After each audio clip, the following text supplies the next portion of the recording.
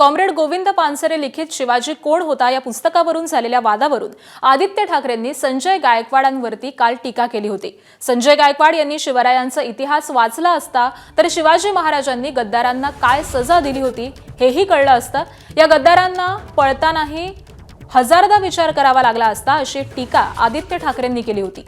आणि यावरती आता शिवसेनेचे आमदार संजय गायकवाड यांनी काय प्रत्युत्तर दिलंय पाहूयात।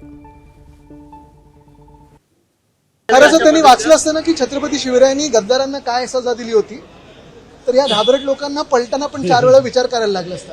आणि दुसरी गोष्ट म्हणजे मला वाटतं थोडं त्यांनी जरा डोकं टाळ्यावर ठेवून आता अवतीभोवती काय चाललंय, देशात काय परिस्थिती आहे, राज्यात काय परिस्थिती आहे, बेरोजगारी किती वाढलेली आहे, किती तरुण तरुणी आज रस्त्यावर आहेत ज्यांना रोजगार शोधतात पण रोजगार सापडत नाहीये। थोडं त्यांनी ह्या सगळ्या बाकीच्या राजकारणातून बाहेर पडून आज राज्यात काय परिस्थिती नेमकी ती बघावी आणि परिस्थितीबद्दल बोलावं, नाहीतर लोक यांना पळवून लावतील।